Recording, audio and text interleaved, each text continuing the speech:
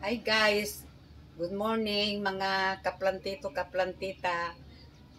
Welcome na naman tayo dito sa aking Mars Garden at tayo magpipilix na naman ng aking mga halaman na mga kalatiya. Mga guys, ang una kong ipipilix ay ang Situsa kalatiya. Ito ay maganda ang kanyang mga dahon na may mga design na guhit-guhit. Yan, ang kanyang mga leaves. At ang sunod ay ang makunaya.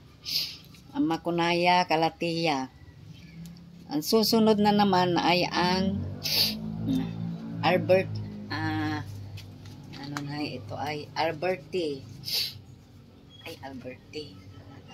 Pretty. Ang pangalan nito ay Pretty kalatiya. Mayroon siyang mga design na mga dahon na maliliit ang kanyang mga leaves na kanyang mga design. At maganda ang kanyang kulay na medyo malalaki ang kanyang mga dahon. Sunod naman ay ang Beauty Star. Mayroon siyang mga kulay na mga mix na green, white, saka yellow. Sunod na naman ay ang Arorot kalatiya. Ito ay ang kulay niya ay puti at saka green na may mga kombinasyon na white at saka green. Sunod na naman ay ang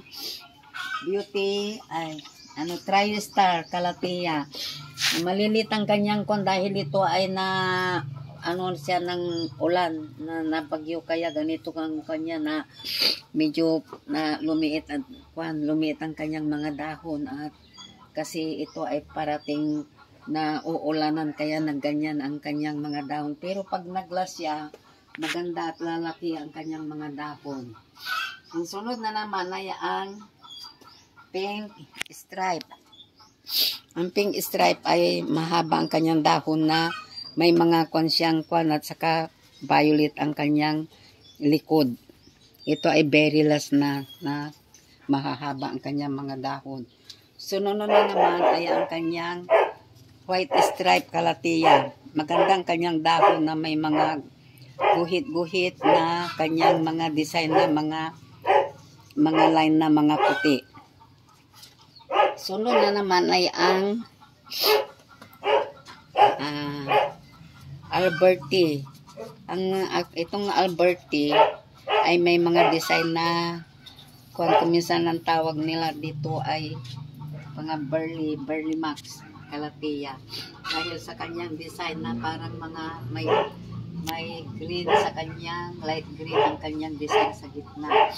Sunod na naman ay ang Cynthia. Ang Cynthia ay may mga design na parang design ng dahon na mga silver ang gitna, na parang kulay dahon ang kanyang mga design ng kanyang mga dahon. Maganda itong pag naglasya ay maganda. Ang sunod na naman ay ang Mosaika.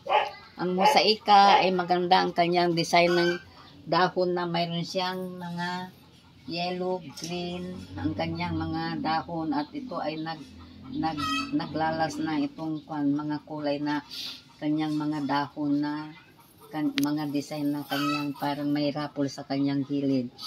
Ang sunod na naman ay ang Bluegrass na may kulot-kulot na mahaba na narrow leaf ang kanyang dahon na kulay green at saka yellow green ang kanya. Maganda itong Bluegrass dahil ang kanyang dahon ay maganda ang kanyang dahon na mga parang raffles na narrow leaf. Itong lahat ang aking mga pinilix na mga kalatiya mga guys. At hanggang sa susunod na naman na aking vlog, huwag sanang kalilimutan mag-like, mag-share para sa susunod ko na naman na video. Thank you. Bye-bye. God bless.